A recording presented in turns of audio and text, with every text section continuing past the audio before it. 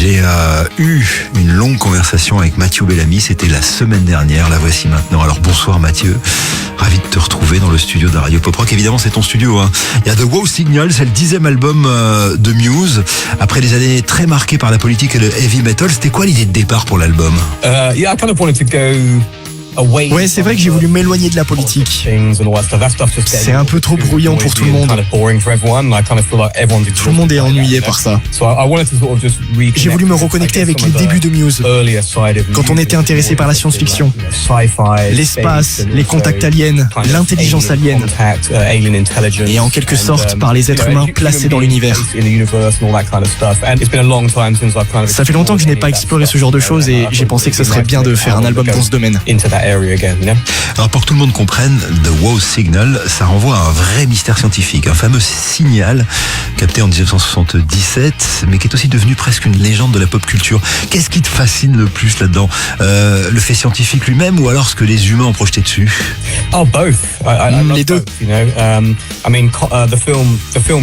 Prenez le film Contact. Vous vous souvenez de ce film avec Jodie Foster? C'était l'un de mes films préférés dans les années 90 et il m'a énormément marqué. Il y a aussi le travail de Carl Sagan. Quand j'étais gamin, j'adorais lire ses livres, comme Cosmos. Donc, oui, c'est vraiment la combinaison des deux. L'effet scientifique d'un côté et la façon dont l'esprit humain brode de la fiction autour de l'autre. Ce qui me fascine le plus, c'est ce besoin viscéral qu'a l'humanité d'entrer en contact avec une intelligence extraterrestre.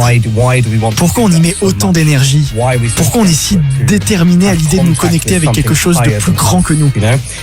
Qu'il s'agisse d'un dieu, d'alien ou même aujourd'hui d'une intelligence artificielle, je suis hyper intrigué par le fait de chercher un contact à tout prix. Alors quand tu décides d'appeler l'album The Wow Signal, ou plutôt quand le groupe décide de le faire, vous avez déjà une sorte de scénario global en tête dès le départ ou le concept se construit petit à petit, morceau après morceau? Pour cet album, la démarche était moins conceptuelle que d'habitude. Je n'avais pas de plan d'action défini à l'avance. Je voulais quelque chose de plus viscéral, de plus brut sur le plan émotionnel, sans trop intellectualiser le sens des morceaux. Pour être honnête, je suis encore en train de décoder le sens de certaines chansons aujourd'hui, alors que l'album est terminé. L'écriture a été très purificatrice. Elle m'a permis de me replonger dans pas mal de problèmes relationnels que j'ai traversés dans ma vie, pour ensuite tisser des analogies avec la quête de Dieu ou d'une vie extraterrestre. Cette fois, j'ai laissé le mystère me porter, au lieu de vouloir tout contrôler. Alors c'est quoi le premier point de départ de l'album? Je sais pas, la première phrase, le premier mot? Je dirais que c'est le morceau Be With You, je pense. C'est l'un des premiers titres que j'ai écrit avant même Unraveling qui est sorti il y a un an. Au début, j'ai commencé à le composer en utilisant des sons d'orgue d'église. Je voulais créer une atmosphère presque religieuse, mystique, où on ne sait pas vraiment si la chanson parle d'une relation amoureuse, de la quête de Dieu ou de la recherche d'une intelligence alien. Et je pense que Be With You, c'est vraiment le cœur de l'album. C'est la chanson qui a marqué la rupture avec le côté très politique du disque précédent. C'était un morceau très personnel, honnête et chargé d'émotions. C'est là que je me suis dit que je tenais une bonne direction pour la suite. Je propose qu'on l'écoute ce morceau. Be With You, Mathieu Bellamy et Muse sur RTL2. Be With You sur RTL2 avec un extrait de ce nouvel album que nous défendons avec Mathieu jusqu'à 19h sur RTL2. Alors il faut qu'on se dise un petit mot, Mathieu, de ce morceau Be With You. Ça démarre avec une espèce d'orgue d'église, ça monte sur un groove super électro pour ensuite exploser dans les guitares. J'ai l'impression que c'est un espèce de résumé de toute la carrière de Muse en un titre. Ouais, c'est clairement l'une de mes chansons préférées de l'album. Elle a quelque chose de lumineux qui m'étonne moi-même. D'habitude, la musique de Muse a une teinte assez sombre.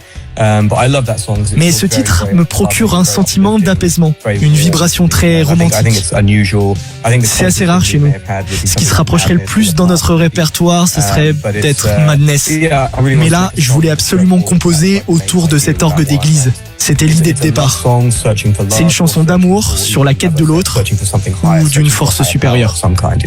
Alors, dans l'album précédent, Muse parlait de surveillance, de dictature, de contrôle des médias. Cette fois-ci, j'ai l'impression que vous vous focalisez sur quelque chose de plus mystérieux. D'où ça vient? Ouais, c'est toujours délicat de trop déballer sa vie privée. Mais pour en revenir au film Contact et à Carl Sagan, il y a cette idée incroyable que ce sont nos traumatismes d'enfance qui nous poussent à chercher des réponses ou de l'amour à l'extérieur de nous-mêmes, que ce soit à travers les dieux ou les extraterrestres. C'est une idée qui résonne profondément en moi et que j'ai moi-même expérimenté en faisant ce disque, à travers les hauts et les bas de ma vie personnelle et de mes relations. Quand on perd un peu le contrôle de sa vie ou qu'on traverse des moments traumatisants, c'est là qu'on ressent le besoin le plus fort de se retourner vers Dieu ou, dans mon cas, vers une intelligence alien. Pas forcément divine, mais je sais pas si c'est très clair, mais c'est l'idée. Je me suis beaucoup remis en question. Je sais pas si j'ai le droit de poser cette question, mais il s'est passé quoi? Je sais pas, avec l'âge, on s'analyse un peu plus. On prend du recul. On commence à répéter les schémas qui se répètent depuis l'enfance jusqu'à nos différentes relations. Surtout quand on a quelques divorces au compteur. Et on finit par se demander, mais qui suis-je vraiment? Et ce disque est une exploration de tout ça. Je ne pense pas que mon histoire soit unique. Tout le monde traverse ce genre d'épreuve avec ses mariages, sa famille ou son enfance. J'ai juste mis beaucoup de tout ça dans cet album. C'est assez inhabituel pour moi car à la base Muse se concentre sur les autres concepts dont tu parlais juste avant. Bon, on n'en saura pas plus. Je propose qu'on écoute maintenant Night Shift Superstar. C'est le dernier des 5 singles qui ont été annoncés en avant-première de ce nouvel album de Muse dont on parle avec Mathieu Bellamy jusqu'à 19h sur RTL2. Night Shift Superstar, chanson que vous allez beaucoup entendre alors à la télé, puisque M6 a décidé de l'utiliser comme musique de ses jingles publicitaires pour la Coupe du Monde de football, et puis aussi parce que c'est un tube pop qui à mon avis va cartonner pendant tout l'été. On est avec Mathieu Bellamy en interview, c'est sur RTL2 jusqu'à 19h, bougez pas, on regarde. Vous êtes sur RTL2 avec Mathieu Bellamy du groupe Muse, et dans ce nouvel album de Muse qui s'appelle The Wow Signal, il y a une chanson qui s'appelle elle-même Cryogen. Qu'est-ce qu'on doit dire de cette chanson, Mathieu? Parce que les fans disent déjà que ce morceau, ça sonne un peu comme le Muse des années 2000. T'es d'accord avec ça? Ouais, c'est totalement vrai. C'est exactement ça. Quand on s'est retrouvé en studio avec le groupe, on s'est demandé qu'est-ce qu'on ferait aujourd'hui si on était encore en 2001. Et le résultat, c'est ce morceau. On s'est remis à improviser ce petit truc rock pour renouer avec nos premiers kiffs. Ça faisait tellement longtemps qu'on n'avait pas exploité ce son du début des années 2000. C'était le moment idéal pour revisiter cette formule et en la modernisant.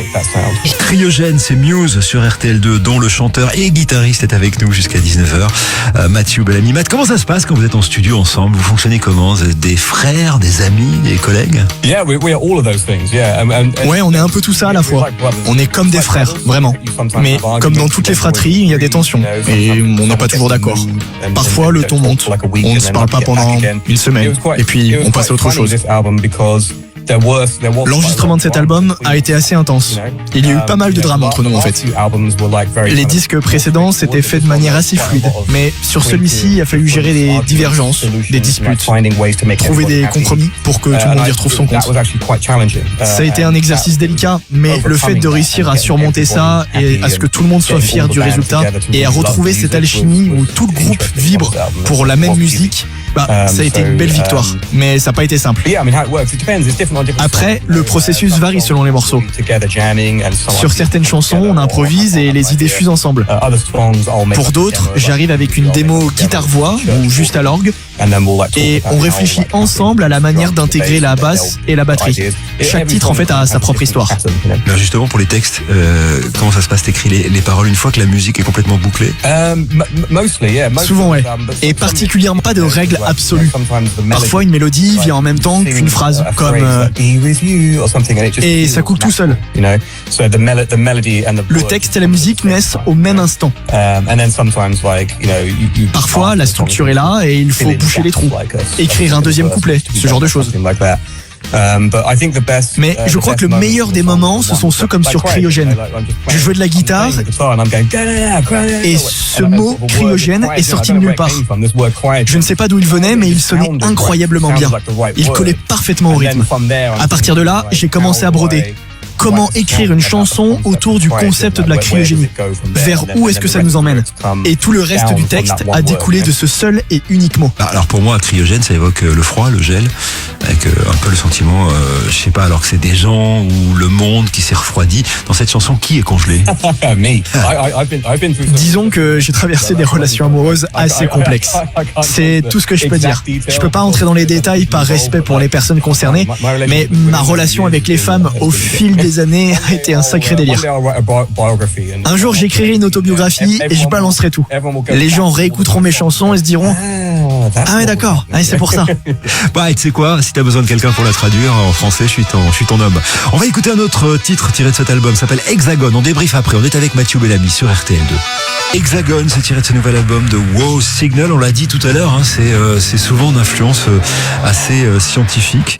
Mathieu, les morceaux sont souvent précis, en tout cas trop précis pour que ce soit le fruit du hasard. Alors quand t'écris, je sais pas, sur l'espace, l'astronomie ou ces signaux étranges qui viennent d'un autre monde, tu fais des vraies recherches ou est-ce que tu t'en sers juste comme une espèce de métaphore poétique pour parler de toi? Je me passionne pour la science et les faits réels autant que pour la science-fiction. Et je trouve que l'époque actuelle est fascinante. En ce moment, on est littéralement en train de donner naissance à une intelligence extraterrestre, l'intelligence artificielle générale. C'est une forme d'intelligence supérieure et elle est déjà là. La question, c'est pourquoi on fait ça? Les enjeux et les risques sont immenses. Pour nos emplois, notre autonomie et même notre propre existence. Pourtant, on a ce besoin en nous de chercher une entité supérieure, au point que nous sommes en train de la créer de toutes pièces. L'IA est en passe de franchir un cap et de dépasser l'intelligence humaine. C'est vertigineux, j'ai l'impression que d'ici 5 ans, on pourra basculer dans une sorte de nouvel âge obscur, où l'humain sera plus l'être le plus intelligent sur Terre. Nous aurons cette autre chose bien réelle qui aura réponse à tout. C'est ce besoin maladif de l'humain qui m'intrigue. C'est pour ça que je citais Contact. Le personnage de Jodie Foster perd ses parents très jeunes et passe sa vie à chercher un signal dans l'espace pour combler ce vide. Les traumatismes se transforment en quête mystique. Nous sommes tous à l'aube d'un immense changement. Dans 5 ans, nos vies seront totalement différentes. On se plonge dans l'inconnu et c'est exactement ce que raconte l'album. C'est le reflet de ce que je ressens et je pense que le monde entier partage ce sentiment. Je voulais capter cette incertitude face à l'avenir, tout en gardant cette posture de chercheur. Qu'on cherche un dieu, un alien, une puissance supérieure. On continue de chercher, même si les conséquences peuvent être chaotiques. On en a besoin sans trop savoir pourquoi. C'est un besoin que j'ai rarement ressenti dans ma vie, mais qui m'a complètement habité pendant la création de cet album. Je comprends, mais c'est sans doute pour ça que je suis un peu déstabilisé en fait. Il y a beaucoup de gens comme moi qui pensent que Muse a été depuis le début une espèce de guide. Vos albums servaient à dénoncer des choses, à prouver des thèses. Et là, c'est un peu comme si tu me disais, bah vas-y, les réponses sont en toi-même, débrouille-toi.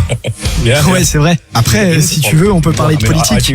J'ai bien ma petite idée sur la trajectoire qu'on devrait prendre, mais c'est tellement sombre et cynique que c'est vraiment pas très réjouissant.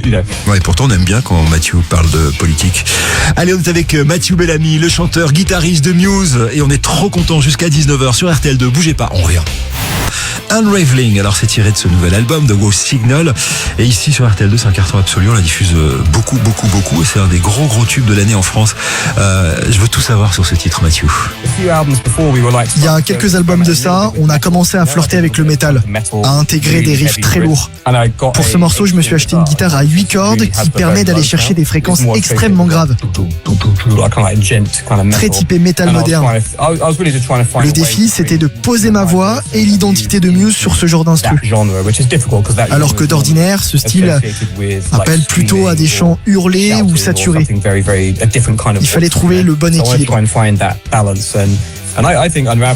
Et donc je pense que Unraveling, c'est la consécration de nos expérimentations métal. Muse n'est pas un groupe de métal, évidemment, mais j'adore m'aventurer sur ce terrain. Je trouve que le métal est l'un des genres les plus excitants de ces dernières années en matière de création à la guitare. Et par rapport aux paroles, sans trop m'étaler sur ma vie privée, c'est vraiment là que tout a commencé. C'est le point de départ de mes remous que j'ai connus dans mes relations. Tout le reste de l'album s'est construit autour de cette rupture. Et cette chanson a marqué le début de ma propre reconstruction. Bah justement, on va l'écouter, Unraveling, sur RTL2 avec Matt Bellamy. De ces 30 dernières secondes du morceau, c'est énorme, une espèce de puissance. D'ailleurs, j'ai hâte de voir ça sur scène. Qui a eu l'idée d'ailleurs de ce final? Comment t'as fait pour générer une espèce de telle puissance? Ouais, pour le coup, c'était moi. C'était la toute première fois que je touchais une guitare à 8 cordes. C'est un truc de guitariste. Tu donnes cet instrument à n'importe quel musicien, le premier réflexe qu'il a, c'est de plaquer ses gros riffs bien lourds et bien agressifs. C'est littéralement ce que j'ai fait en découvrant la guitare. Et on a gardé cette spontanéité dans le morceau. Ce son est tellement lourd, on est presque sur les fréquences d'une basse. Et ça te force à jouer différemment. J'ai composé 2 ou 3 riffs dans la foulée et j'ai dit aux gars, on construit un morceau autour de ça. Tout est parti de cet instrument en fait. Alors je vous ai vu plein de fois sur scène, hein, et ce qui est bluffant, c'est que non seulement t'assures au chant, mais aussi à la guitare en même temps, et derrière toi, parce qu'il faut expliquer, hein, pour ceux qui connaissent pas Muse sur scène, vous êtes que 3 sur scène. Comment est-ce que tu fais pour chanter en balançant des solos pareils? C'est quand même 2 mondes différents. C'est comme si c'était à la fois Keith Richards et Mick Jagger, quoi. N'importe quel guitariste te dira que mes solos ne sont pas si complexes que ça. Ils sont d'ailleurs plutôt accessibles. C'est ça le secret. Et puis, je joue très peu de solos en même temps que je chante. J'essaye de bien dissocier les deux au moment de la composition, pour ne pas trop m'en mêler les pinceaux sur scène. Le mot rock, aujourd'hui, dans sa définition, c'est pas tout à fait la même chose que quand vous avez commencé, notamment dans les années 90. Est-ce que pour toi, Muse est toujours un groupe de rock? Ouais, je pense que oui. Ça reste quand même le terme le plus adapté pour décrire globalement qui nous sommes. Quand on regarde l'histoire du rock, les plus grands groupes ont toujours eu des discographies ultra variées. Alternant les styles, les concepts, les expérimentations, ils ne sont pas forcément restés figés dans une seule et même case. De notre côté, on a énormément expérimenté, parfois avec succès ou parfois en nous plantant totalement. Mais la démarche, c'est de continuer à faire des choses différentes. Conserver cette énergie brute, lourde et agressive par moment. Et puis il y a cette posture un peu anti-système. Cette volonté de questionner les dynamiques de pouvoir, qu'elles soient politiques, militaires, économiques ou aujourd'hui technologiques. C'est tout cet héritage qui nous inscrit dans la lignée de l'histoire du rock. Ouais, et d'ailleurs, je dis ça pour provoquer parce que je pense qu'aujourd'hui, Muse est l'un des plus grands groupes de rock de stade du monde. Pourtant, je vous ai aussi vu à la Cigale pour un concert intimiste où les fans choisissaient la setlist. Il y a eu, il y a pas très longtemps, à la salle Playel aussi, dans une configuration très très simple, pas de décor, juste la musique et quelques lumières. Tu préfères quel genre de show d'ailleurs à ce sujet? C'est peut-être pas la réponse la plus cool, mais je préfère de loin les grands stades.